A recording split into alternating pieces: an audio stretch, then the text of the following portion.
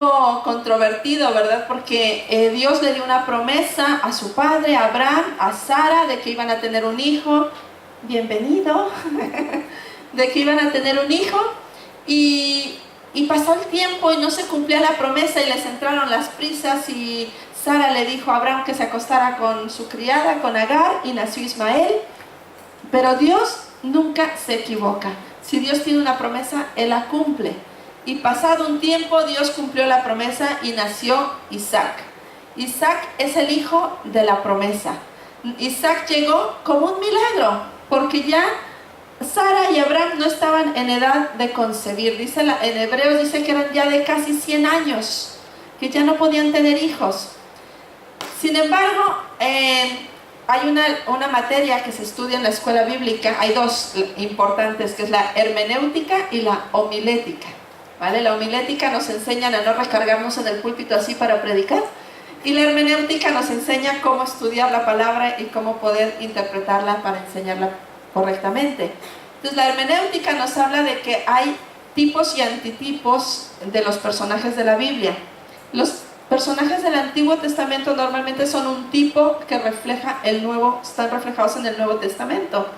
Y Isaac es un tipo de Cristo, ¿vale? Así como Isaac vino de una promesa y de un milagro, su nacimiento fue un milagro, Cristo también es el hijo de la promesa y de un milagro, ¿verdad? Porque fue concebido de la Virgen María.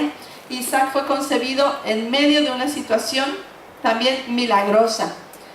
También es un tipo de Cristo porque después de su nacimiento llegó una etapa en su vida en que Dios le pide a Abraham que sacrifique a su hijo, al único, a Isaac, al hijo de la promesa. Y entonces Abraham toma a Isaac, yo creo que sería adolescente, jovencito, 12 añitos por ahí, y se lo lleva a una montaña. Y Isaac le dice: papá, ¿dónde vamos? Y dice: a ofrecer un sacrificio. Ah, vale, pues vamos. Y de repente llegan a la montaña y ve que su padre empieza a montar el altar y dice: ¿y el cordero? Y entonces se da cuenta que él es el sacrificio. Sin embargo, en ninguna parte de la Biblia vemos que Isaac, o sea, yo no me lo explico. O sea, si yo veo que mi papá me va a matar, o sea, lío una impresionante, ¿no? Pero cuando él le dice: ¿y el cordero? Y Abraham le contesta: Dios se proveerá de cordero. Él se tumba tranquilo, como diciendo: pues ya Dios se proveerá. O sea, si Dios se proveerá, seguro que yo no soy el cordero, ni hago pe, ni tengo lana, entonces seguro que no soy yo, ¿no? Y él obedece, tiene una actitud de obediencia. Y Dios premia la fe de Abraham proveyendo un cordero. Isaac no es puesto en sacrificio. Sin embargo, esta escena del sacrificio también nos recuerda otro sacrificio, ¿verdad? El del cordero sin mancha de nuestro Señor Jesucristo, que dice la Biblia que fue obediente, igual que Isaac, fue obediente hasta la muerte, y muerte de cruz. Pero él sí fue sacrificado y él sí murió por nosotros. Y luego seguimos viendo la historia de Isaac y vemos que Isaac hereda absolutamente todo lo que es de Abraham. Es el único heredero, es el heredero legítimo de todo lo que era de Abraham. Y Jesús, dice la Biblia en Hebreos 1:2, que Él es el heredero del Padre, ¿verdad? Y nosotros somos coherederos con Cristo. Luego viene una etapa muy curiosa, y es que llegó la etapa en que se tenía que casar. Todo esto es la introducción, luego me centraré en un punto, pero vamos a dar un panorama de Isaac. Llegó la época de casarse, de echarse novia. Era jovencito, tenía 42 años. Y entonces su padre le dice al criado que se vaya a otra ciudad donde vive un tío de Isaac, que vaya a un pozo, que busque a una mujer. Y el criado dice: ¿y si me equivoco? ¿Y qué va a pasar si no le gusta la que traigo? Entonces Abraham le dice: no te preocupes, que el ángel del Señor te va a guiar, va a ir contigo. Y efectivamente llega el criado al pozo, pone una señal, que la mujer que venga a beber, a sacar agua del pozo, cuando él le pida agua, le ofrezca para él y para sus camellos. Y ahí aparece Rebeca, la grandiosa Rebeca, que viene siendo la esposa de Isaac. Entonces, ¿con quién se casó Isaac? ¿Con quién? Con Rebeca. ¿Estáis ahí, no? No os durmáis, por favor. No os durmáis. Entonces, ¿qué nos enseña esto también? La importancia de buscar la guía del Espíritu Santo en las decisiones de nuestra vida. Luego, Isaac fue padre de 2 hijos mellizos. ¿Quiénes se saben su nombre? Jacob y Esaú. Jacob y Esaú. Y bueno, esa ya es otra historia. Lo que hicieron estos dos y las lentejas ya es otra historia. Pero tuvo 2 hijos, Jacob y Esaú. Pero bueno, antes de entrar a lo que yo me quiero centrar, hay una cosa muy curiosa que me llama mucho la atención. Y es que Isaac, yo creo que fue criado con tanto apego hacia Abraham, que aprendió absolutamente todo de su padre. Y por eso es tan importante el ejemplo que como padres damos, porque los hijos están constantemente absorbiendo, tomando ejemplo. En Génesis 20, versículo 2, si me lo podéis poner, dice: Abraham decía que Sara, su esposa, era ¿qué? Su hermana. Y luego dice: entonces Abimelech, el rey de Gerar, mandó llamar a Sara y la tomó por esposa. Y ahí salió una grande, ¿vale? Porque Abraham, por miedo a que mataran a su esposa, dijo que era su hermana. ¿Me puedes poner Génesis 26, 7, por favor? Y cuando la gente del lugar preguntaba a Isaac acerca de su esposa, ¿qué respondía él? Él respondía que ella era su hermana. Mira por dónde. Haciendo lo mismo que el papá. Repitiendo patrones como su papá. Es muy curioso. No me voy a centrar en esto, pero me llamó mucho la atención. Cuando estaba estudiando la vida de Isaac, digo, mira, ¿cuántos hijos repiten los mismos errores que sus padres? Y ven el ejemplo de sus padres y caminan detrás de sus huellas. Y con eso tenemos que tener cuidado. Pero vamos a centrarnos en una porción donde también Isaac quiso repetir el patrón de Abraham. En Génesis 26, del 17 al 25. Génesis capítulo 26. Tenemos ahí. Del 17 al 25. Aquí encontramos a Isaac. Voy a ver si me lo pongo aquí, así no os doy la espalda. Aquí está. Ok. En esta parte encontramos que Isaac ya está solo, está empezando su vida solo, su padre ya no está. Y fue a acampar ahí a Gerar, al sitio donde reinaba Abimelech.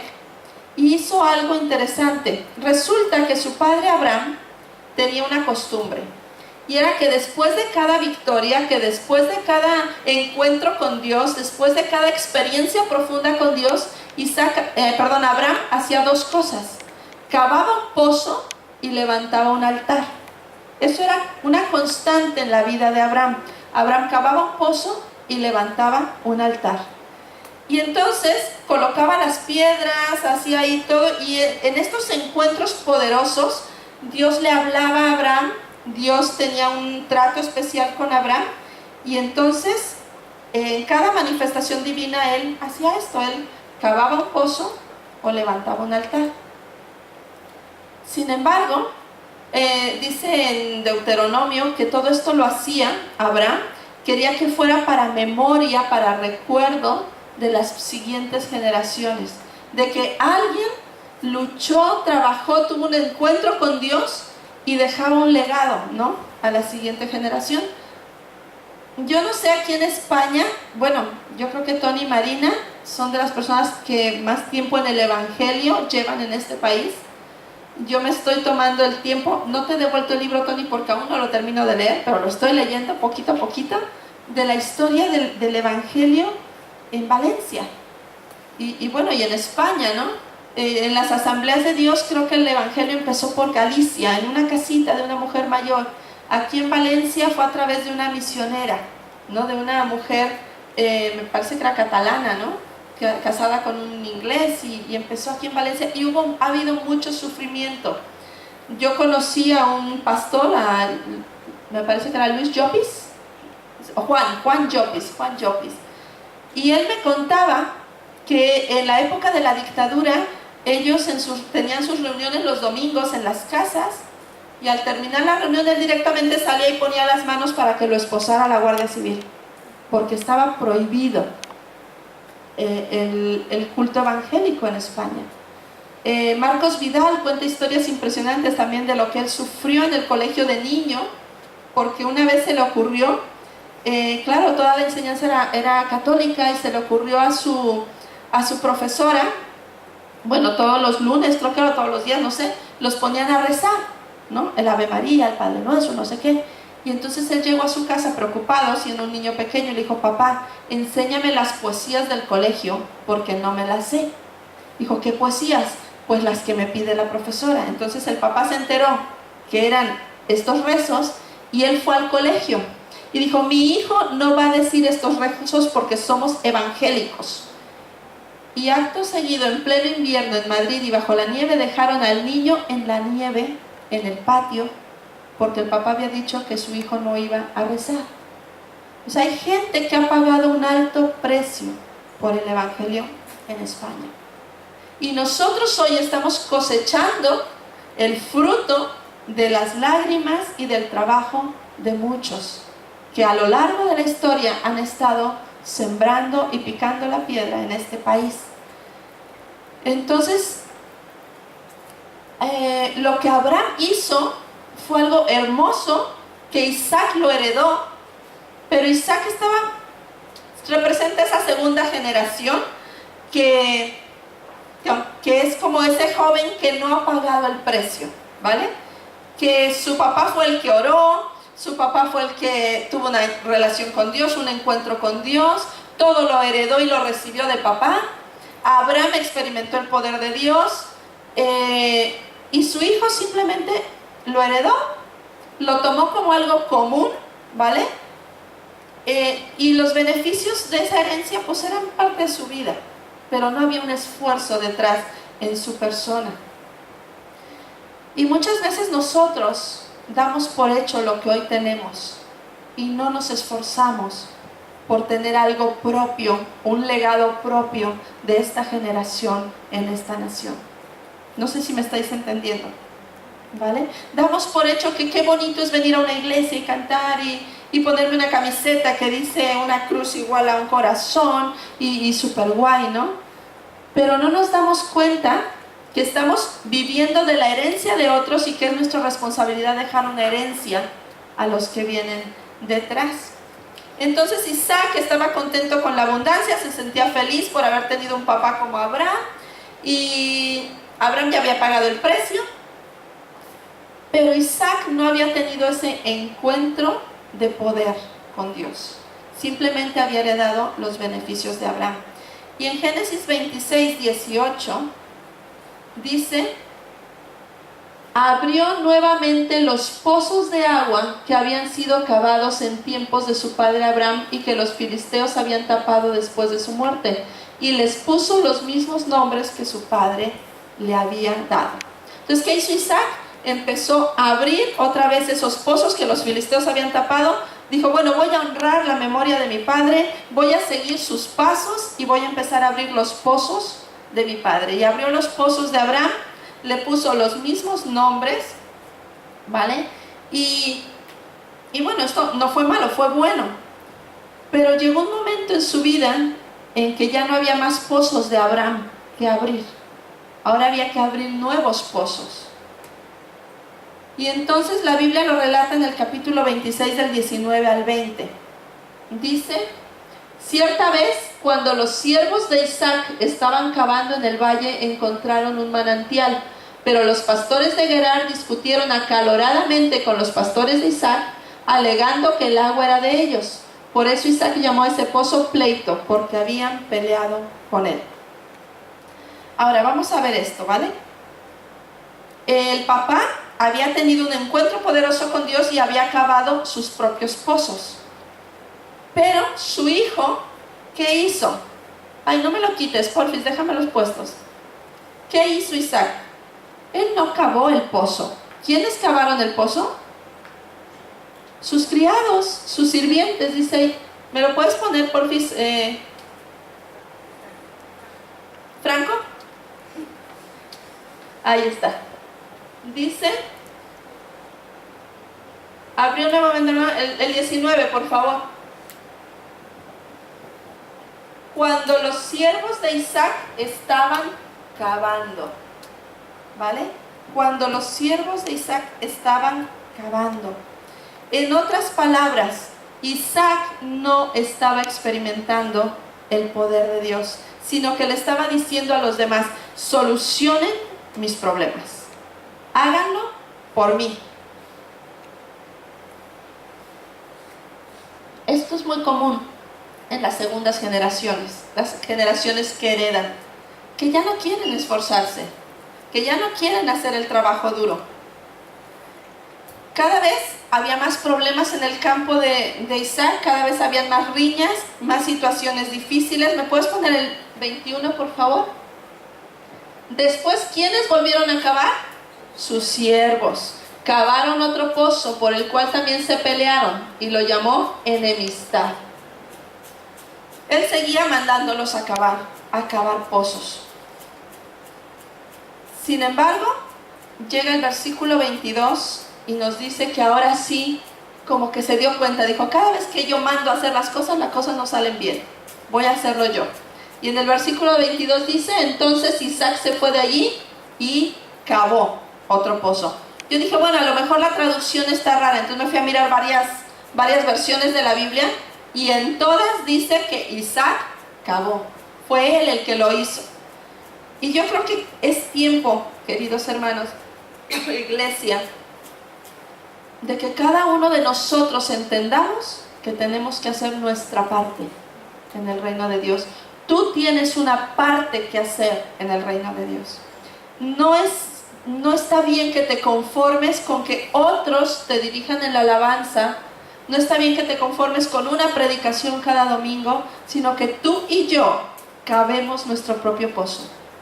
Tengamos nuestra propia experiencia con Dios. Busquemos a Dios de manera individual. Es un tiempo en el que tenemos que experimentar y no solamente vivir de las experiencias de otros. Isaac cavó su propio pozo. Hay una generación que a lo mejor heredó, y somos una generación que heredó la victoria de otros, que heredó la unción de otros, que heredó la libertad de otros, pero no es tiempo de mandar a nadie a cavar nuestros pozos.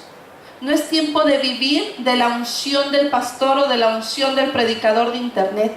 Es tiempo de vivir de tu relación con Dios, de mi relación con Dios, de lo que yo vivo día a día en la presencia de Dios. Es tiempo de hablar de lo que Dios está haciendo conmigo hoy. Hay personas que viven del testimonio de hace 20 años, de cómo Dios hizo una obra hace 20 años. Tenemos que hablar de lo que Dios está haciendo hoy en nuestra vida, y debemos experimentar a Dios por nosotros mismos. Y creo que hoy Dios nos quiere desafiar a esto, a tener un encuentro poderoso con Dios. Cada vez parece que hay más creyentes en este país, que en la iglesia los domingos se nos llenan. No sé dónde están, pero los domingos están, aquí todo lleno, ¿verdad? La alabanza no es dinámica y mucha gente, ¡ay, qué lindo, qué bonita iglesia! Yo soy parte de Vida Cristiana. Pero no se trata de que estés en un ambiente bonito, se trata de tu propia experiencia con Dios, de tu propio encuentro con el poder de Dios. Es un encuentro que marca tu vida. Esta semana estábamos hablando con una persona no creyente, una persona universitaria, y esta persona nos decía algo, ¿no? Decía, pues mi mujer es atea y no ha necesitado Biblia ni iglesia para ser una persona honesta, recta, íntegra, justa. Es una mujer extraordinaria. Y claro, tú te quedas así diciendo, ¿y ahora qué le digo, no? Porque siempre decimos, no, es que conoces a Cristo y tu vida cambia. Y él me está diciendo, no, mi mujer es extraordinariamente santa, ¿no? Solo le falta ser cristiana, pero es perfecta. Y de repente me vino un versículo a mi mente y le dije, ¿sabes una cosa? Hay una parte en la palabra de Dios que dice que la paz de Dios, que sobrepasa todo entendimiento, guardará nuestros corazones y nuestros pensamientos en Cristo Jesús. Digo, y esa paz de Dios es la que tú y tu mujer necesitáis. Porque esa paz que Dios da, no te la dan tus valores, no te la da tu buena educación, no te la da tu justicia ni tu rectitud. Es una paz que viene solamente de una experiencia profunda con Dios. Y es una paz que pone en equilibrio tu mente y tu corazón. Y lo que piensas con lo que sientes. Y eso no te lo da nada más que el que te creó, más que el que te formó. Y se quedó así y me decía, pues ¿sabes a dónde voy yo a buscar paz? A caminar por la playa. Le digo, ¿y cuánto te dura? Pues lo que tardo caminando, 1 hora, 2 horas. Digo, es que esa es la diferencia. La paz de Dios no viene de una playa, viene de dentro, de una fuente de agua viva que está dentro de ti y produce una paz permanente, como dice la Biblia, más allá de todo conocimiento. Y me dijo él, voy a ir a vuestra iglesia. ¿Sabes qué? Te estoy hablando de que eso es lo que tú y yo necesitamos, una experiencia con Dios. Dice la Biblia, creo que era Job el que decía, de oídas te había oído, pero hoy mis ojos te ven. Y muchos de nosotros hemos tenido tiempos en los que de oídas habíamos oído a Dios. Y algunos aún de oídas lo siguen oyendo. Pero es tiempo de que nuestros ojos vean a Dios, de que nosotros cavemos nuestro propio pozo y levantemos nuestro propio altar. Yo nací en un hogar cristiano, os voy a contar así rapidito y no a fondo porque el domingo tengo que dar mi testimonio con los jóvenes, así que no voy a hablar mucho para que el domingo vayan. Pero yo nací en un hogar cristiano y yo era cristiana desde niña, como mi hijo que canta canciones y que lee la Biblia y que ora antes de comer, y el día que no oraba por la comida y me pillaban pues me reñían. Entonces yo era cristiana de toda la vida, ¿no? Y yo veía a mi madre orar. En mi casa era una escena común. Tú llegabas a la hora que llegaras y tú encontrabas todos los sofás de la sala y la mesita de centro llena de libros, de Biblias, de todas las versiones de la Biblia, de un montón de estudios bíblicos, y era porque mi mamá se la pasaba estudiando y orando. Si no estaba estudiando, estaba limpiando la casa, estaba cocinando, y si no, estaba orando. Eran las 4 cosas que ella hacía de normal, ¿no? Entonces yo vivía tan segura y tan feliz porque mi mamá oraba por mí y porque yo iba a la iglesia los domingos. Hasta que llegó el momento en que tuve que llegar a la decisión de decir, ¿voy a vivir del Dios de mi madre o de mi propio encuentro con Dios? O de mi propio Dios. Y eso me costó, ¿eh? Yo me bauticé con 13 años. Creo que acepté a Cristo yo solita. O sea, un día vine a la convicción de decir, ¿por qué a todo el mundo le dice que haga la oración de fe si yo nunca la he hecho?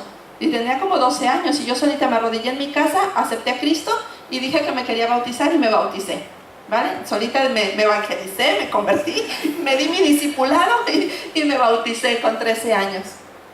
Llegó la adolescencia, llegó la juventud y yo seguía como levitando en el cristianismo. Hasta que cuando iba a entrar a la universidad, llegó ese punto de inflexión en el que tuve que decidir. ¿Cavo mi propio pozo, levanto mi propio altar o me aparto?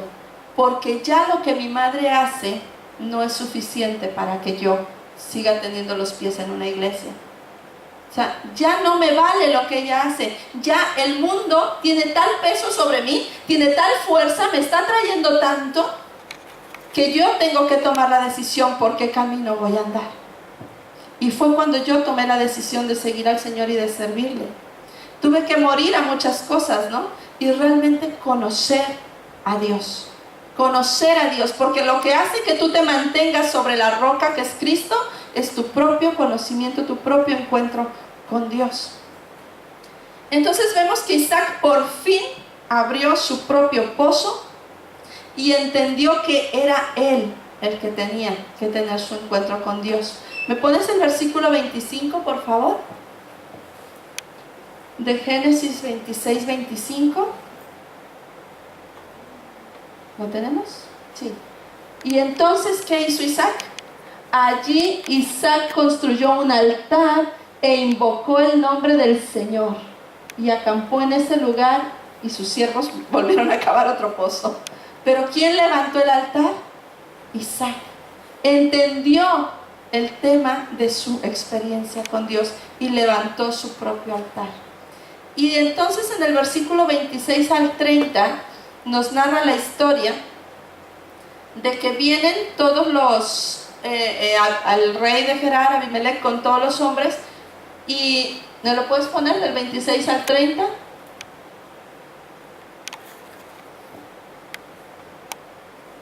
tenemos? No, voy aquí.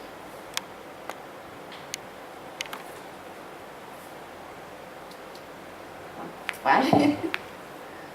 Aquí está. Vienen esta gente a buscarlo y dice, y Abimelech vino a él desde Gerar, y vino con otro hombre, Ahuzat y Ficol, el capitán del ejército. Isaac le dijo, ¿por qué venís a mí, que me habéis aborrecido y me echasteis de entre vosotros? Son los que le habían peleado los pozos, le habían quitado el agua, le habían hecho daño, y él cada vez se había ido retirando más, hasta él no peleó nunca por ningún pozo, sino que se fue yendo. Pero ahora vienen a él, y entonces ellos le dicen, hemos visto que Jehová está contigo. Cuando tú tienes tu propia experiencia con Dios, los demás lo ven y quieren acercarse a ti, quieren tener lo que tú tienes.